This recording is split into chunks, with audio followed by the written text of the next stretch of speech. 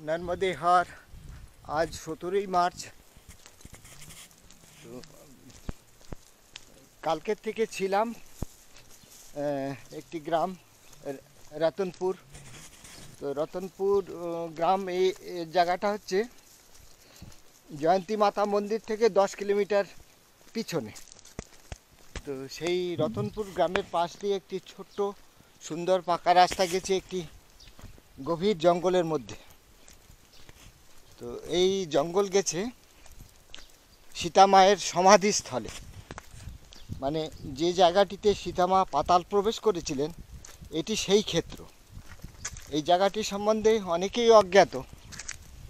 তো জায়গাটি খুঁজে বার করতে পেরেছি এবং স্থানীয় মানুষের মধ্যে এই জায়গাটির প্রতি প্রবল শ্রদ্ধা আছে। দুই পাশে ঘন জঙ্গল। তো কালকের এখান থেকে দূরে এক সাধু বাবার কাছে জিজ্ঞাসা করেছিলেন, তিনি রীতিমতো আমাকে অপদস্থ করার চেষ্টা করেছিলেন। যাই হোক, মায়ের দয়াতে আমি ঠিক জায়গাটি খুঁজে পেয়েছি, এইটাতেই আমি সবাইকে কৃতজ্ঞতা জানাই।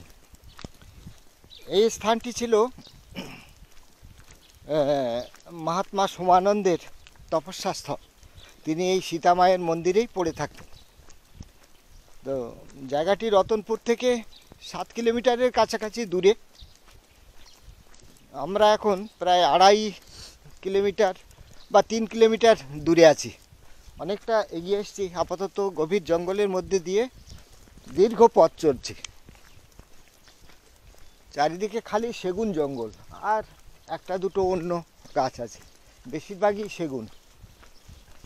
আর জঙ্গলটি এখন ন্যাড়া হয়ে আছে। আর মাঝে মধ্যে বোধহয় দাবানলে বা কিছু নিয়ন্ত্রিত অগ্নিকাণ্ড ঘটিয়ে পাতা কিছু জ্বালিয়ে দেওয়া হয়েছে, সেই জন্য একটু রুক্ষ দেখাচ্ছে। এই বন কিন্তু খুবই ঘন বন এবং সাপত সংকল। রাত্রিবেলা এখানে মুক্ত হিংস্র প্রাণীরা ঘুরে বেড়ায়। দিনের বেলা হলে তাদের নিজেদের গুহা বা সেই সমস্ত জায়গায় লুকিয়ে পড়ে। এইবার সীতাবনের 100 বছর আগের কথা বলি। এখানে থাকতেন মহাত্মা সোমানন্দ। তিনি ধ্যানেই মগ্ন থাকতেন বেশিরভাগ সীতা মায়ের মন্দিরে তার সামনে। আর মাঝে মধ্যে মনের দুঃখে কখনো কখনো ভগবান শ্রীরামচন্দ্রকে গালি দিতেন যে, বাবা তুমি আমার মাকে এমনভাবে কষ্ট দিয়েছিলে, এতবার নির্বাসিত করেছিলে, এতবার দণ্ডিত করেছিলে, একবারও ভাবনি তার কথা। তুমি ভেবেছিলে তোমার প্রজাদের কথা, সে কি তোমার প্রজা ছিল না? তো এসব অত্যন্ত প্রেম ভক্তির কাহিনী। আমরা সে গালির অর্থ বুঝবো না, হ্যাঁ, তার মধ্যে যে কতখানি ভালোবাসা ছিল। তো সেই সীতামায়ের সন্তান মহাত্মা সোমানন্দ, তার জন্ম হয়েছিল আমাদের নৈহাটি অঞ্চলে। তার বাল্যকালের নাম ছিল জোটে পাগলা। যাই হোক, তো তারপরে তিনি তো ছিলেন একদম অবধূতের মতো, মূর্তিমান অবধূতের মতো ঘুরতেন। সাধন ভজনে চূড়ান্ত মার্গে উঠে নিজেকে লুকিয়ে রাখতেন জনসমাজ থেকে। তারপরে এখানে তিনি যে সমস্ত সাধু সন্ত আশেপাশে নর্মদা মায়ের পরিক্রমায় আসতো, তাদের মধ্যে বেছে বেছে যারা তার কৃপা পাওয়ার যোগ্য, কিছুমাত্র যোগ্যতা তাদের থাকতো, তাদের তিনি নানাভাবে পরিক্রমায় সাহায্য করতেন এবং তাদের মার্গ দর্শন করাতেন। তো সেই অবধূতের মহাত্মা সোমানন্দের এমনই প্রভাব ছিল, বনের হিংস্র জন্তু জানোয়ার তার পাশে শিশুর মতো হয়ে যেত। ভাল্লুকের কান ধরে টেনে বিপজ্জনক পথ থেকে ভাল্লুকটাকে বাঁচিয়ে দিতেন। তারপর হিংস্র পশুরা তার থেকে দূরে থাকতো, কাছে আসলেও দূরে চলে যেত। এমনি ছিল তার তপস্যার প্রভাব, তেজ। তো সেই মহাত্মা সোমানন্দজির উদ্দেশ্যে প্রণাম করে তার প্রতি কৃতজ্ঞতা জানিয়ে আজকের তার এই ক্ষেত্রে আসতে পেরেছি। তার সম্বন্ধে যে ঘটনা 80 বছর আগের, সেই ঘটনা স্মরণ করতে করতে সেই জায়গার দিকে এগিয়ে চলতে পেরেছি। এইটাতেই আমি কৃতজ্ঞ। তো সেই ঋষিতুল্য মানুষটির প্রতি আমি প্রণাম জানাই আমার অন্তরে। তো সীতামাতার এখানে শুনেছি একটি মূর্তি আছে, এমন মূর্তিটি একেলাই আছে, তার সাথে কেউ নেই।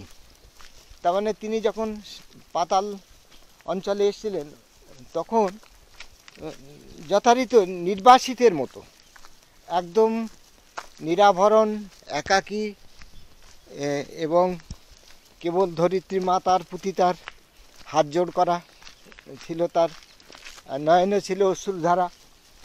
তো শুনেছি এই মূর্তিটিতে যে শিল্পী বানিয়েছেন, কতদিন আগে বানিয়েছেন তার সম্বন্ধে কোনো তথ্য পাওয়া যায় না। তো মূর্তিটি সেই রকম, সেই ঘটনার সঙ্গে সাদৃশ্য রেখেই নাকি তৈরি। তো পরম কৌতূহলে চলেছি সেই দিব্য মূর্তিটি দর্শনের জন্য তার মন্দিরে। এই অঞ্চলে একটি মাটিতে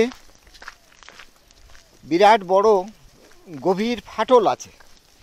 তো সে ফাটলটা যে কত গভীর তা কেউ জানে না, এবং ফাটলটির গভীরতা পরীক্ষা করার জন্য, ভিতরে জল আছে কিনা দেখার জন্য অনেকে নানাভাবে হয়তো লম্বা সুতো ডুবিয়ে চেষ্টা করেছে, বা অনেকে ওই ছোট ছোট পাথর, নুড়ি পাথর আশপাশ থেকে কুড়িয়ে নিয়ে সেই গর্তের মধ্যে ফেলেছে, ফেলে দেখতে শুনতে চেষ্টা করেছে যে নিচ থেকে কোনো আওয়াজ বহুক্ষণ পরে উঠে আসে কিনা।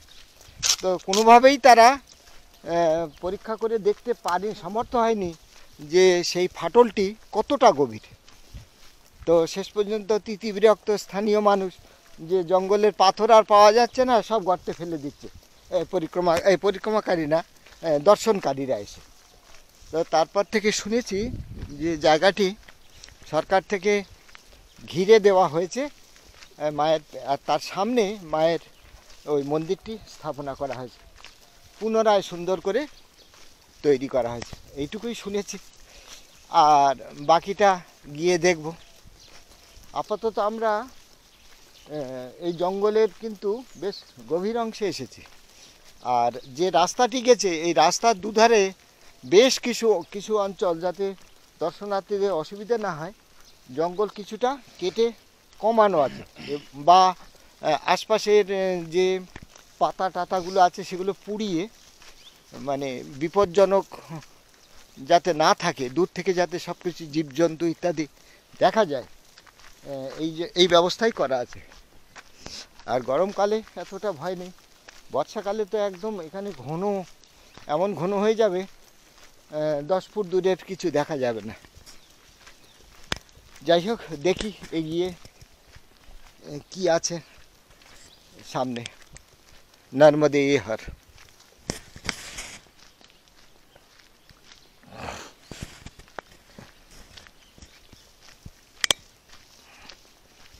নর্মদে হর।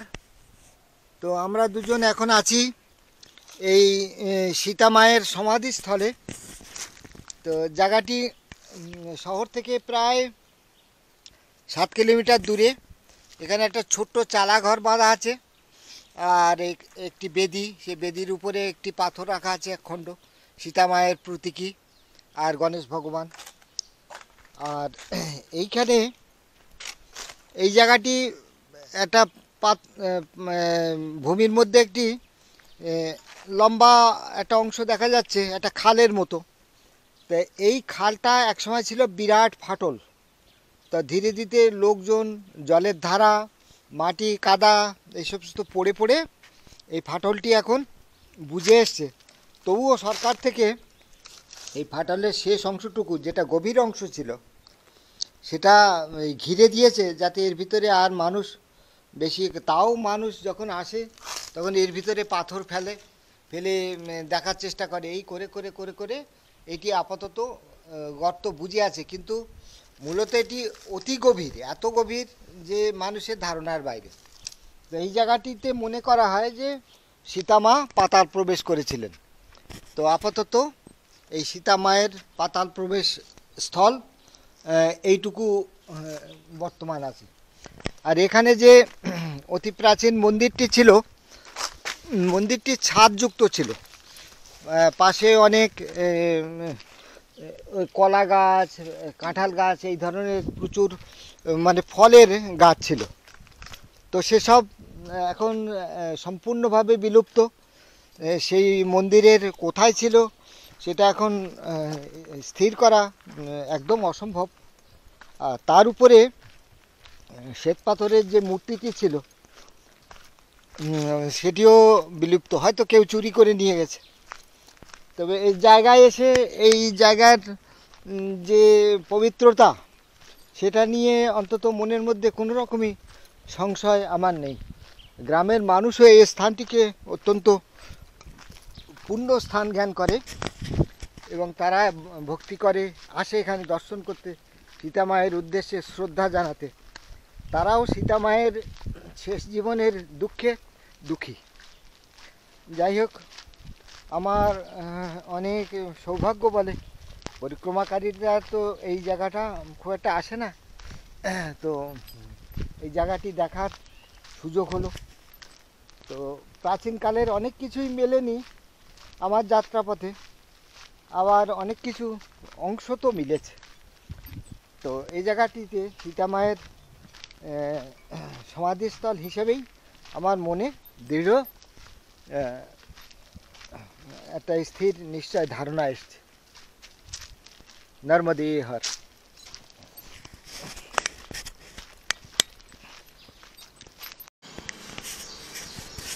নর্মদে হর, এ হলো আমাদের রতনপুর গ্রামের হনুমান মন্দিরের ছোট মা। এই হলো ছোট মা। नहीं नहीं हाथ नहीं देना है। এ ছোট মা, রতনপুর গ্রামের এই ছোট মা। আচ্ছা নেই दे दीजिए। হ্যাঁ হ্যাঁ, তো এখন ছোট মা প্রসাদ পাবে। হ্যাঁ, আর এই হলো ছোট মার দাদি। হ্যাঁ, आहा देखते बहुत सुंदर। हाथ से नहीं खाती कोई। हाँ हाँ, ठीक ठीक। तो ये छोटा माँ का फोटो हमारा घर परिवार देखेगा। अच्छा लगेगा। भर रही मुझे क्यों की हाँ ठीक है ठीक है। हाँ, भजन पालो। हाँ लोच लोच के कैसे कर लिया। हाँ मच्छर काट दो। हाँ, তো এই হনুমান মন্দির আশ্রমে আজ দুদিন কেটে গেল। আজকে রাতও কাটাবো, কাটিয়ে মা সুস্থ হয়ে গেলে তারপর এই স্থান থেকে কালকে সকালে বিদায় নেব।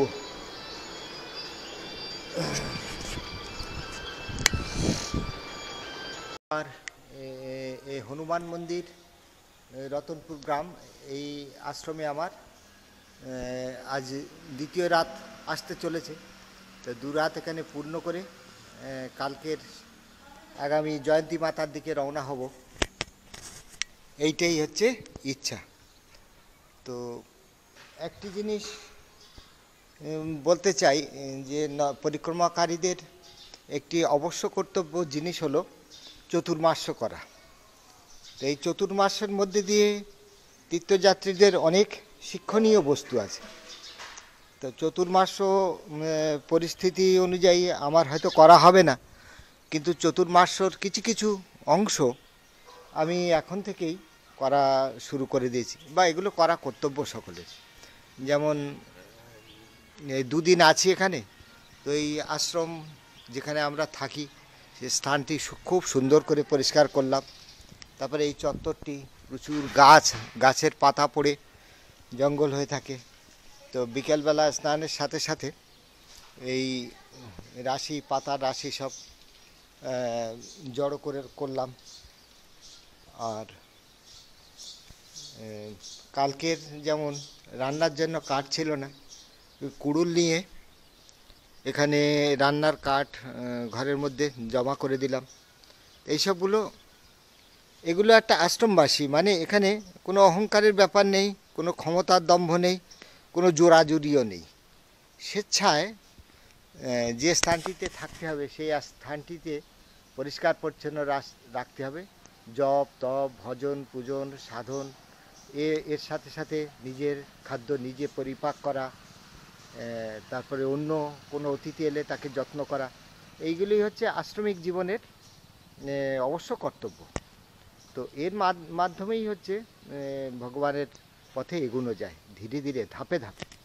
একদিনে বসে গেলাম দৌড়ে গেলাম সেভাবে মায়ের দয়া পাওয়া খুব মুশকিল। পরিবেশের দিকে নজর দিতে হয়, পারিপার্শ্বিকের দিকে নজর দিতে হয়, সঙ্গী সাথীর দিকে নজর দিতে হয়, তারা কে কেমন আছে। যে আজ দুদিন আটকা পড়ে আছি একটাই কারণে, আমার যে সাথী মা ছিল সে একাকী আছে, তো সে ভারী অসুস্থ, তার চলার ক্ষমতা নেই, বারবার বাথরুম যেতে হচ্ছে। তো তাকে সুস্থ না করে যদি আমি তাকে একলা এই জায়গায় ছেড়ে চলে যাই, সেটা তার মতো অধর্ম আর কিছু হয় না। তো এইসব অনেক জিনিস মাথায় রাখা প্রয়োজন। আর একটা কথা, এই মন্দিরের এই আশ্রমের এই হলো হনুমান মন্দির, যার নামে এই স্থানটিতে আছি আমরা। সেই হনুমান বাবা, আমার হনুমান দাদা এখানে আছেন। তো সন্ধেবেলায় খুব সুন্দর আরতি প্রণাম হয় এখানে। তারপরে হনুমান দাদাকে ভোগ দিয়ে তারপরে সকলে প্রসাদ গ্রহণ করে। তা ইনি এই হনুমান দাদার স্থান হলো এই। খুব সুন্দর করে নিত্যদিন এখানে পবিত্রভাবে পূজা অর্চনা হয়, দুই বেলা আরতি হয়, ভগবান রামচন্দ্রের পূজা হয়, তার সাথে সাথে নর্মদা মায়ের আরতি স্তব সবই হয়। কোনো স্থানে কোনো একটি মন্দির মানে এখানে আমাদের যে ব্যক্তিগত ধারণা সে তার সঙ্গে পশ্চিমবাংলার সঙ্গে কিন্তু মেলে না। এখানে যে কোনো মন্দিরেই অনেক দেব দেবতার মূর্তি থাকে এবং সকলেরই নামে জয়ধ্বনি দেওয়া হয় এবং পূজা করা হয়। যেমন হয়তো মন্দিরটি নর্মদা মায়ের মন্দির, কিন্তু সেখানে মা নর্মদার সাথে সাথে রাম, গণেশ ঠাকুর, তারপরে হনুমান দাদা, তারপরে আরও অনেক মূর্তি সেখানে থাকতে পারে। কালী মাতা, হ্যাঁ, থাকতে পারে, তারপরে অম্বিকা মাতা থাকতে পারে, শিব ঠাকুর থাকতে পারে, শিবলিঙ্গ থাকতে পারে। এটা মিশ্রিত, যে যার ভক্তি অনুযায়ী তার পূজনীয় যে দেবতা তার আরাধনা সহজে করতে পারে। এই জিনিসটা, এই যে উদার মনের বিষয়টি আমরা এই নর্মদা খণ্ডে এখানে এসে শিখছি, নতুন করে অনুভব করছি যে কোনোটির প্রতি কোনো বিরোধ নেই, প্রত্যেকের ধর্মমতের সহায়ক। ইচ্ছা করলে নীরবে বসে সে একান্তে তার মতো করে জপ করতে পারে। তো এই আশ্রমের এই যেমন এই বটগাছটির তলায় ভগবান শিবশঙ্কর আছেন, তার উপরে জলের ধারা বয়ে চলেছে যেমন করা উচিত। আর নিয়মিত এখানে ভক্তরা তাদের মতো করে ফুল, ধুতুরা ইত্যাদি, হ্যাঁ, সব কিছু তারা দেয়। আবার নিয়মিত পরিষ্কার পরিচ্ছন্ন হয়। এখানে মন্দিরে যিনি দেখাশোনা করেন, যে বৃদ্ধা মা, অনেক বয়স তার, তিনি এই সমস্ত কিছু করেন। তো আমি দুদিনে আমার মতো করে কিছুটা তার পথে এগিয়ে দিলাম কাজ। এই তো কালকের এই সুন্দর আশ্রম থেকে বিদায় নেব। তো আশ্রমের খুঁটিনাটিগুলো দেখিয়ে নিচ্ছে। এই কিছুটা জমি এখানে আছে, আর এর পিছন দিকে খুব সুন্দর বাথরুম, সামুদায়িক ভবন, স্টোর রুম এই। আর পরিক্রমাকারীদের থাকার জন্য এই বিশাল হলঘর, পাখা টাকা সবই আছে। আর এইটি হলো মায়ের ভাড়ার ঘর, এখানেই ভোজন প্রসাদী তৈরি করা হয়, অন্নক্ষেত্র। আর এই জায়গাটায় প্রচুর পাখি আসে দিনের মধ্যে, একদম বিছানার কাছে, বিছানার উপরেও চড়াই পাখিরা নিশ্চিন্তে এসে দানা খায় সমস্ত। এই দুদিন ধরে চড়াই পাখিদের খাইয়েছি, জীবজন্তু পশু পাখি কাউকে কোনো বাধা নেই। দুটো তিনটে কুকুর আসে, তারাও পরিক্রমাকারীদের কাছ থেকে কিছু খাবার আদর যত্ন চায়। তারা আবার দুষ্টুমিও করে, রাত্রিবেলা জুতো নিয়ে পালিয়ে যায় অনেকে, স্বভাব খেলার ছলে, তাদের মনও শিশুর মতো। যাই হোক, অত্যন্ত যত্নে অত্যন্ত আদরের সঙ্গে এই স্থানটিতে 2 দিন কাটালাম। এখন সন্ধ্যা হয়ে আসছে, সন্ধ্যা পূজন। আর যে মার সাথে আছি, যাকে কয়েকদিন ধরে সঙ্গ দিয়ে আসছি, সেই মার সুস্থতা কামনা করে এখন সান্ধ্য পূজা ইত্যাদির আয়োজন করব। এখানেই করব, নিজের আসনে। নর্মদেই হয়। নর্মদেই হর। আজ 17ই মার্চ। তো আজকে তো আছি রতনপুর গ্রামের হনুমান মন্দিরে। তো পুরোটা দিন প্রথমে গেলাম সীতা মাতার সমাধিস্থল বলে পরিচিত যে জায়গাটি গভীর জঙ্গলের মধ্যে, সেই জায়গাটি দর্শনে। আর বাকি দিনটা এই আশ্রমেই কাটালাম। আশ্রমের সেবা পরিচর্যা, গল্প ইত্যাদি। মানে যেটা অনেকটা ওই চতুর্মাস চলাকালীন পরিক্রমাকারীরা করে। তো আমার তো চতুর্মাস বিধিমাফিক হবে না, তো তার কিছু কিছু টুকরো যেভাবে কাটানো হয় সেই চিন্তা ভাবনা নিয়ে আজকের দিনটা চতুর্মাসের একটা দিন কাটালাম। তো আজকের দিনে অনেক টুকরো টুকরো ঘটনা ঘটলো। সাধারণভাবে এই সমস্ত টুকরো ঘটনার কোনো গুরুত্ব নেই, কিন্তু আবার যদি ভালোভাবে চিন্তা করেন তাহলে দেখা যাবে এই টুকরো ঘটনার মধ্যে গভীর গুরুত্ব এবং তাৎপর্য আছে। তো সেই ঘটনাগুলি বলার চেষ্টা করছি, জানি না কতটা তুলে ধরতে পারব। তো গত রাত্রেতেই ঠিক করে নিয়েছিলাম আজকে সীতামাতার সমাধিস্থল যাব। তো ওখানকার যে বৃদ্ধা মা যে আশ্রমটি দেখাশুনো করেন, তাকে বলে রেখেছিলাম, মা রাত্রিবেলা তো বাটি রান্না হবে, তো কয়েকটি বাটি একটা দুটো আমার জন্য রেখে দিও। কাল সীতামাতার জঙ্গল দর্শনে যাব, দীর্ঘ পথ, যাতায়াতের 14 কিলোমিটার। তো সকালবেলা গিয়ে সীতামাতার স্থানে বসে সে বাটি খাবো। তো আমার সাথে যে পরিক্রমাকারীরা ছিল তার মধ্যে 2 জন ছিল, তারা সন্ন্যাসী। তারা চিত্রকূট ধামের ওখানে তাদের গুরুস্থান। তার মধ্যে একটি অল্প বয়সী ছেলে ছিল, যে অনেক দিন আগে থেকে আমার পরিচিত। ছেলেটির মাঝখানে ডেঙ্গু হয়েছিল বলে পিছিয়ে পড়েছিল, যুবক ছেলে। কিন্তু সে, তার সঙ্গে আমার কিছু খটামটি হলো মানে কি, একে তো তাড়াতাড়ি বেরোবো, সে উঠলো দেরি করে, কারণ এই জঙ্গল পথে রোদ্দুর হয়ে গেলে খুব কষ্ট হয়।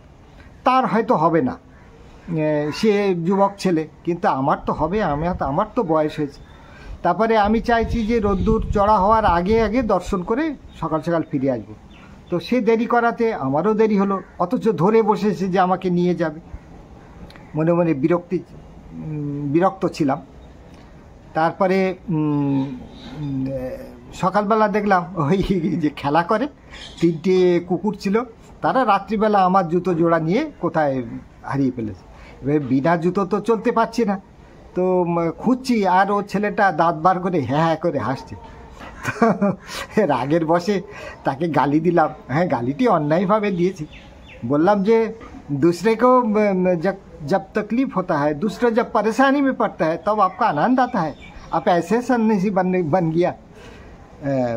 তো কথাটাতে কোনো ভুল নেই, নির্ভেজাল। কিন্তু আমিও তো পরিক্রমা পথে ভালোই, আমি গৃহস্থ সন্ন্যাসী বর্তমানে, অল্প সময়ের জন্য। কিন্তু আমারও তাকে কটু বাক্যটি বলা উচিত হয়নি। যাই হোক, নর্মদা মা নিশ্চয়ই আমাকে ক্ষমা করবেন। তো কিছু দূর গিয়ে দেখলাম সে আমার জুতোটি মোটামুটি খানিকটা ছিঁড়েও ফেলেছে কুকুর। তা যাই হোক, চলার মতো পায়ে দিয়ে চলা যাবে। এইবার তাকে নিয়ে বেরোলাম। এই ছেলেটি অল্প বয়সের সন্ন্যাসী। এইবার এর মধ্যে নানা রকম সব বিষয়, কুসংস্কার, গুঁড়ামি, আর যেন অন্যের কথা, অন্যের অভিজ্ঞতার কথা সে কিছুতে নিতেই চায় না। তার মনের মধ্যে যে একটা বদ্ধমূল ভুল ধারণাগুলো আছে সেইগুলো নিয়ে আঁকড়ে থাকতেছে। তা আমি বুঝলাম যে এ ছেলেটি আমার সঙ্গে এসছে, কিন্তু একে সঙ্গে না নিলে আমি এই পবিত্র স্থানটি আরও সুন্দরভাবে দর্শন করতে পারতাম। যাই হোক, এটাও হয়তো মায়ের পরীক্ষা। তাই আমি ঠিক করলাম যে এর সঙ্গে আজকে যাত্রাপথে যত কম কথা বলা যায়, যত এড়িয়ে যাওয়া যায় তত ভালো। ও যা যেতে চাচ্ছে যাক। তো সেইটা মনের মধ্যে আস্তে আস্তে আস্তে আস্তে গেঁথে দিলাম। তো দেরিতে বেরোলাম, বাটি নিলাম, বাটিগুলো ভার। বললাম, বাবা তুমি এটা সাথে রাখো না। হ্যাঁ, কিন্তু সে নিল না। হ্যাঁ, আমাকেই বাধ্য হয়ে আমার ছোট ব্যাগ একটি এবং সে ভারী জিনিস, তারপর সে সাথে কমণ্ডলুতে জল নেয়নি, আমার কমণ্ডলু থেকেই জল নিল। তো এইসব টুকরো টুকরো ব্যাপার, কিন্তু দীর্ঘ পথে এই কষ্টকর পথ, সামান্য একটু জলের ওজন, সামান্য একটু খাদ্যের ওজন, আর রুক্ষ পথ, হ্যাঁ, এগুলো কিন্তু দারুণভাবে আপনার মনের উপর ক্রিয়া করবে। তো রাগ দেশ জয় করা অত সোজা না। আরেকটা জিনিসের কথা পরে আসছে, সে বিষয়টাই আজকে আলোচনা করার সময় পাব। যাই হোক, তো খুব সুন্দর স্থান, গভীর জঙ্গলের মধ্যে দিয়ে পাকা রাস্তা গেছে। এই পাকা রাস্তা সরকার উদ্দেশ্য প্রণোদিতভাবেই বানিয়েছে, কারণ অনেকে এই রাস্তাটার মধ্যে দিয়ে দূরবর্তী গ্রামের সঙ্গে সংযোগ রক্ষা করে। তো জঙ্গল পথে পাহাড়ের ভিতরে, মানে জঙ্গলের ভিতরে যে পাথরগুলো মারাত্মক ধারালো এবং ভয়ঙ্কর। তো সীতামাতা যে কোন দুঃখে এই জায়গাটিকে বেছে নিয়েছিলেন, স্বেচ্ছা নির্বাসন নিয়েছিলেন ধরিত্রী মাতার কোলে, তো তিনিই বলতে পারবেন। তবে ভয়ঙ্কর রুক্ষ স্থান, আপনার জীবনের মানে প্রতিটি রস, জলবিন্দু শোষণ করে নিতে পারে এই জঙ্গল। গভীর জঙ্গল, শুধু রাস্তার পাশ দিয়ে অংশগুলো ঝোপঝাড়, কিছু কিছু নিয়ন্ত্রিত অগ্নিসংযোগ করে পুড়িয়ে দেওয়া হয়েছে, যাতে দূর থেকে জঙ্গলি জানোয়ারের উপস্থিতি টের পাওয়া যায়। তো এক সময় পৌঁছালাম সেই স্থানে, সেখানে বসে সীতামাতার উদ্দেশ্যে প্রণাম জানালাম। মন্দির বলতে নাই, একটি ছোট ঝুপড়ি চালা ঘর বাঁধা আছে। অতীতের পাথরের মন্দির কোথায় লুপ্ত হয়ে গেছে। সীতামাতার সেই অপূর্ব সুন্দরী যে পাথরের মূর্তি, ক্রন্দনরতা মূর্তি, সেটি পেলাম না। সে কোন যুগে অবলুপ্ত হয়ে গেছে কি চুরি হয়ে গেছে। হ্যাঁ, আর তবে গ্রামের মানুষের মধ্যে এই জায়গাটির প্রতি শ্রদ্ধা সম্মান এক বিন্দু টলেনি। তারা মাঝে মধ্যেই আসেন, হ্যাঁ, একা একাই আসেন, আবার কখনো দলবদে মেলার আকারে আসেন সীতামাতার স্মরণ মননের জন্য। তো এই জায়গাটিতে শুনলাম যে অতি প্রাচীনকাল থেকেই মানুষ জেনে আসে বিশাল একটি ফাটল ছিল। জায়গাটা গাছপালা একটু কম, তো সেই বিশাল ফাটল, একটা নদী খাতের মতো, কিন্তু ফাটল অনেক গভীর। কত গভীর লোকজন বলতো একসময় ওই সুতো দিয়ে পাথর ঝুলিয়ে দেখেছে যে তারা তল পেত না। তো লোকজন আস্তে আস্তে, তারপরে প্রাকৃতিক মনে করুন ভূমিকম্প হয়েছে, জমিতে ওলটপাটল উথল পাতাল হয়েছে, তারপরে পাঁক জমা হয়ে পড়েছে বর্ষার জলধারায়, তারপরে মানুষ পাথর ছুঁড়িয়ে দেখতে গেছে। এমনকি বলে ওখানকার আশেপাশের এত পাথুরে জঙ্গল, সমস্ত পাথর নাকি সব লোকজন কত গভীর, হ্যাঁ, একটা নেশার মতো তারা এসে পাথর ফেলে ফেলে জায়গাটি এখন প্রায় সম্পূর্ণ ভরাট। তো সেই স্মৃতিটুকু রক্ষার্থে সরকার থেকে ওখানে একটি চৌবাচ্চা মতো ঘিরে দিয়েছে এবং লিখে দিয়েছে ভিতরে পাথর ফেলা মানা। তা আমাদের এই দুষ্টু স্বভাব, হ্যাঁ, আমরাই এই সব জিনিসগুলো। তো যাই হোক, যতটুকু দর্শন হলো, ওখানে আশপাশে অনেক সাপের গর্ত। তো ওই বাবা বললাম যে বাবা এবার তো খুব খিদে পেয়েছে, ইচ্ছা ছিল এখানে খাবো। তা বাটি ভাগ করলাম, দুটি করে নিলাম দুজনে, নিয়ে খানিকটা করে টুকরো টুকরো পশু পাখিদের জন্য ওখানে ছড়িয়ে দিলাম, একটু জল ছিটিয়ে দিলাম। তারপরে প্রণাম করে ব্রহ্মার্পণম করে সেই বাটি প্রসাদ গত রাত্রের তৈরি, সেটা ভোজন করে আমরা সীতা মাতার প্রতি কৃতজ্ঞতা জানিয়ে আবার ফিরে আসলাম। তো তো সত্যি সত্যি মনে যে সংকল্প করেছিলাম, এই পথে এই সাধু বাবার সঙ্গে অপ্রয়োজনীয় একটিও বার্তালাপ আমি করিনি, এবং এই তীর্থস্থান সম্বন্ধে খুব বেশি আলোচনাও তার সঙ্গে করিনি। তো এই গেল অপূর্ব সুন্দর আজকের দিনটা। মনটা কিন্তু ভালোই লাগলো, ভালোই সেই মূর্তি পেলাম না, কিন্তু যে কল্পকাহিনী বা যে মহাত্মা সোমানন্দজির যে তপস্থলীর কথা ইত্যাদি, তো তার যতটুকু স্মৃতি স্মরণ মনন করতে পারলাম, তাতেই আমার মনটা ভরে থাকলো, তাতে কোনো সন্দেহ নেই। তো এই অঞ্চলে শুনেছিলাম প্রচুর ফলের গাছ ছিল, কলা বন ছিল, জিসাম বলে একটি ফল ছিল, তারপরে কাঁঠাল গাছ ছিল, বন্য কাঁঠাল গাছ। তো এখন জঙ্গলের প্রকৃতি অন্যরকম, সে প্রাচীন সে সমস্ত গাছগুলো আর নাই, প্রাকৃতিকভাবে বিলুপ্ত হয়ে গেছে। এখন আছে শাল এবং কিছু কিছু ঘন ঘন জঙ্গল, কিছু গাছ অতি প্রাচীন, তবে সেটা 70-80 বছরের পুরানো নয়। জঙ্গলে শুনেছি যে স্থানীয় বাসিন্দারা তারা অনেকে এখান থেকে কাঠ চুরি করে একসময় নিয়ে গেছে, এখন বন দপ্তরের পাহারায় সেগুলো আর ঘটে না। তো আমাদের স্মৃতি, সেই মহাত্মা সোমানন্দের স্মৃতি যে বর্ণনা শৈলেন্দ্র নারায়ণজি করেছেন, তার কিন্তু বিন্দু বিসর্গও পেলাম না, কিন্তু তাতে কি আসে যায়। মন কিন্তু সেই পবিত্র স্থানের অনুভূতি হলো যে এই সেই জায়গা, একদম মনের মধ্যে দৃঢ় বিশ্বাস হলো এই সেই জায়গা যেটা শৈলেন্দ্র নারায়ণজি বর্ণনা করেছিলেন। এই জায়গাটিতে সাধারণভাবে পরিক্রমাকারীরা আসে না, অনেক ভ্রমণার্থী যারা জায়গাটি সন্ধান রাখে বা লোকজনের কাছ থেকে শুনে কৌতূহল বশত আসে, তারা আসে। পরিক্রমাকারীদের বয়েই গেছে এখানে আসতে, তো এটা ভাগ্যও বলতে হবে। যাই হোক, এইবার আসি এই যে কাম, ক্রোধ, মদ, লোভ, মোহ, মৎসর্য মায়ের পথে চলার পথে তার কিছু কাহিনী। দেখুন, যৌনতা এই জিনিসটা, এটা জীব প্রকৃতি জগতেরই একটা